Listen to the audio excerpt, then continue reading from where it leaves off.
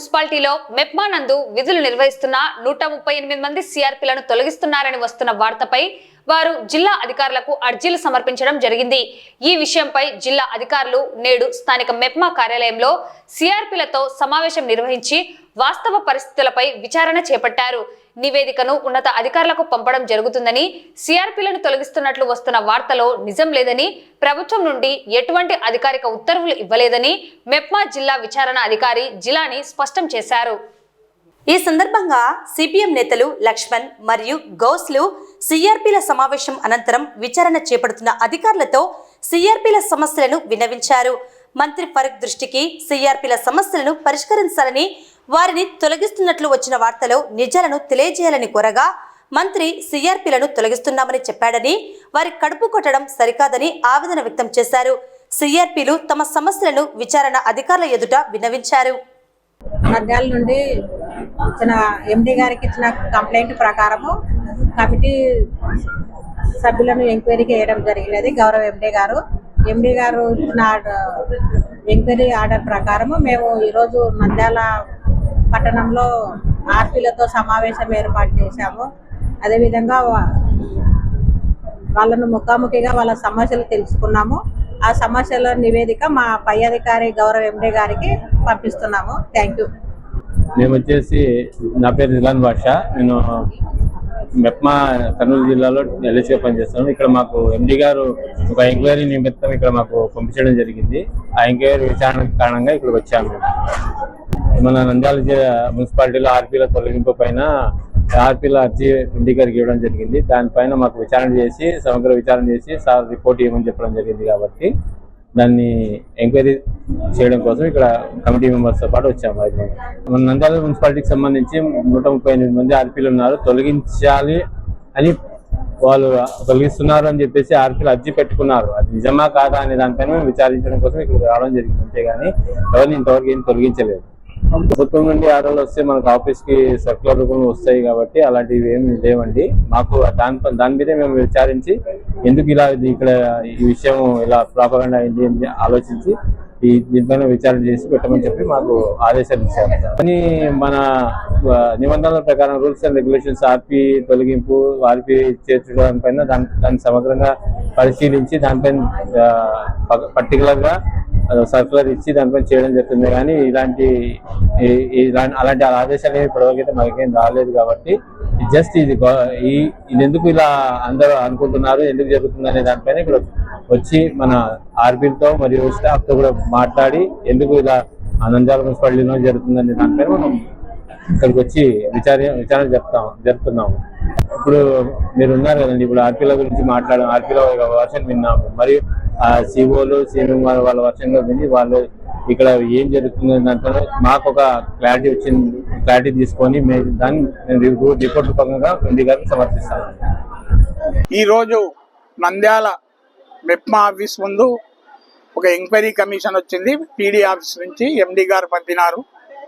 ఈ enquiry commission ప్రధాన ఉద్దేశం నంద్యాలలో ఉన్నటువంటి మెప్మా ఆర్పీల సమస్యలు ఎట్లున్నాయి, ఏమి వాళ్ళ స్థితిగతులు తెలుసుకోవాలని చెప్పేసి ఎంక్వైరీ కమిషన్ వచ్చింది. ఆ ఎంక్వైరీ కమిషన్ ముందు మెప్మా యూనియన్గా మేము ఆల్రెడీ నంద్యాలలో ఉన్న సిఆర్పీలందరినీ తొలగించాలని చెప్పేసి తెలుగుదేశం ప్రభుత్వం ప్రయత్నం చేస్తుంది అనేది చెప్పడం జరిగింది. అదేవిధంగా ఈరోజు వార్డు ఇన్ఛార్జీలు కానీ, సిఓలు కానీ, సిఎంఎం అధికారులు కూడా ఈరోజు టీడీపీ ప్రభుత్వానికి అనుకూలంగా పనిచేస్తూ ఈరోజు సిఆర్పీలను బెదిరిస్తున్నారు. నిజంగా ఈరోజు రాష్ట్రంలో పట్టణ పేదరిక నిర్మూలన సంస్థ పెట్టిందే తెలుగుదేశం ప్రభుత్వం. ఈరోజు దాదాపు 20 సంవత్సరాల నుంచి పనిచేసే సిఆర్పీలు ఈరోజు మహిళలను చైతన్యవంతం చేసి ఈరోజు ఒక స్టేజ్కి మహిళలు వచ్చేలాగా రాష్ట్రంలో పనిచేసిన దాంట్లో పూర్తి కృషి సిఆర్పీలది ఉంది. కానీ ఈరోజు నంద్యాలలో ఉన్నటువంటి 136 మంది సిఆర్పీలను తొలగించే పద్ధతిలో ఈరోజు అధికారులు, తెలుగుదేశం నాయకులు కుమ్మక్క ఈరోజు వేధింపులకు గురి చేస్తున్నారు. ఈరోజు ఒక సిఆర్పీని తీసేయాలంటే ఎండీకి కూడా అధికారం లేదు. సిఆర్పీని తీసేయాలంటే వాళ్ళ ఓబీ మెంబర్లు మాత్రమే తీయాలి. ఓబీ మెంబర్లు మాకు ఈమె వద్దని చెప్పి సంతకం పెడితేనే జరిగేది. కానీ ఈరోజు ఓబీ మెంబర్లను కూడా బెదిరించి ఈరోజు వార్డు ఇన్ఛార్జీలు సంతకాలు పెట్టించుకొని తీయడం అనేది జరుగుతుంది. ఒకవేళ వాళ్ళు సంతకం పెట్టకుంటే ఫోర్జరీ సంతకాలు పెట్టించుకొని ఈరోజు తీసే ప్రయత్నం చేస్తున్నారు. దానికి పూర్తిగా సిఎంఎం సిఓలు సపోర్ట్ చేస్తూ ఈరోజు తీర్మానాలు కూడా వాళ్ళే రాసిస్తున్నారు. ఇట్లా తీయచ్చు, ఈ పద్ధతిలో తీయచ్చు వీళ్ళని అని చెప్పేసి దారి చూపించి మరి వాళ్ళను తొలగించే ప్రయత్నం చేస్తున్నారు. దీన్ని మేము సిఐటిగా సిఆర్పిల సంఘంగా తీవ్రంగా వ్యతిరేకిస్తున్నాం. ఏ ఒక్క సిఆర్పిని తీసినా కూడా మొత్తం సిఆర్పి వ్యవస్థనే బంద్ చేసి మొత్తం మహిళలందరినీ రోడ్డు మీదకి తీసుకొచ్చి పోరాడే పరిస్థితి ఈ ప్రభుత్వమే కల్పిస్తుంది. ప్లస్ ఇక్కడ ఉన్న అధికారులే పూర్తి బాధ్యత వహించాల్సి వస్తుందని చెప్పేసి తెలియజేస్తా ఉన్నాం. మెప్మా సంస్థలో పనిచేస్తున్నటువంటి ఆర్పీలను కూటమి ప్రభుత్వం వచ్చినప్పటి నుండి ఏ విధంగా తొలగించాలనేటువంటి దానిలో భాగంగా 136 మంది దాదాపుగా 6 నెలలకు పైగా అన్నం నిద్ర అనేటువంటిది కరువైనటువంటి పరిస్థితి ఉంది. ఎందుకంటే కూటమి ప్రభుత్వం అధికారంలోకి వచ్చినప్పటి నుండి ఏ విధంగా ఎవరిని ఎక్కడెక్కడ తొలగించాలి, ఎక్కడెక్కడి నుండి లాభాలు ఆర్జించాలనేటువంటి రీతిలో ఇన్ఛార్జీలకు వరంగా మారుతుంది. ఈ రోజు ఎంక్వైరీ కమిషన్ అని మన ఎండి ఆఫీస్ నుంచి పీడీ ఆఫీస్ నుంచి ఎంక్వైరీ చేయడానికి వచ్చారు.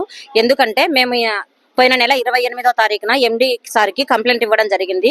సిఎంఎం మీద సిఓల మీద మమ్మల్ని 138 మంది ఆర్పీలను తొలగిస్తున్నాము అని వార్డు ఇన్ఛార్జీలతో కుమ్మక్కయ్యి పార్టీ ఆఫీస్లో వాళ్ళతో చేతులు కలిపి మమ్మల్ని తీసేయాలన్న నేపథ్యంలో మాకు అందరికీ చెడు తలబెడుతున్నారని చెప్పి మేము అక్కడికి ఎండి సార్కి కంప్లైంట్ ఇవ్వడం జరిగింది. దాని మీద ఆ ప్రాసెస్ మీద ఇప్పుడు వీళ్ళు ఎంక్వైరీకి రావడం జరిగింది. మాకు ఇప్పుడు ఈ సిఈఎంఎం గానీ ఇక్కడున్న సిఓలు గానీ ఇక్కడ నుంచి పంపించే వరకు మేము ధర్నా చేయాలని అనుకుంటున్నాము. ముఖ్య విషయం ఏమిటంటే వార్డు ఇన్ఛార్జీలతో మీరు ఆర్పీలను ఎలా తీయాలి అన్న సలహాలు సూచనలు కూడా ఇక్కడున్న సిఓలు సిఎంఎం ఇస్తున్నారు. ఒక సెట్టు 1000 రూపాయలు బుక్కులు కూడా అమ్మి దాన్ని కూడా వ్యాపారం చేసుకొని అమ్మేసి వాళ్ళకు తీర్మానాలు రాసిచ్చి వీళ్ళతో సంతకాలు పెట్టించుకో వాళ్ళతో సంతకాలు పెట్టించుకో అని చెప్పి పంపించడం జరుగుతుంది. ఆ నేపథ్యంలో మాకు ఓబీలు సపోర్ట్ చేస్తున్నారని ఓబీలను కూడా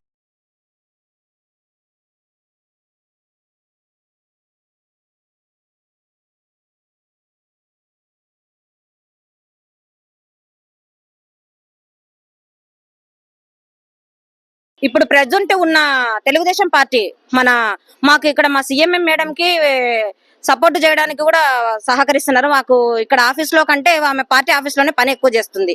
హాజరేపించుకొని వస్తుంది. పొద్దున 10కి పోతుంది, సాయంత్రం 5 అయిపోతూనే చేస్తుంది. మాకు ప్రతిదీ ఆమె నుంచే సమస్యలు మొదలవుతున్నాయి. మాకి నంద్యాల రిపోర్ట్ పెరగడం లేదంటే ఆమె వల్లనే ఇక్కడ ఆమెకు పని చేత కాదు. మాకు చెప్పడానికి ఆమెకు రాదు. ఆమెకు వస్తే కదా మాకు చెప్పడానికి. శోభ, సిఎంఎం శోభ. తొలగిస్తాము, మేము ముందుకు వస్తున్నాం, మేము డబ్బులు అడుగుతున్నాం అంటున్నారు. అసలు ఎవరు మమ్మల్ని పెట్టింది? ఒక అధికారులు పెట్టినారా? ఒక నాయకులు పెట్టినారా? మమ్మల్ని పెట్టింది ప్రజలు.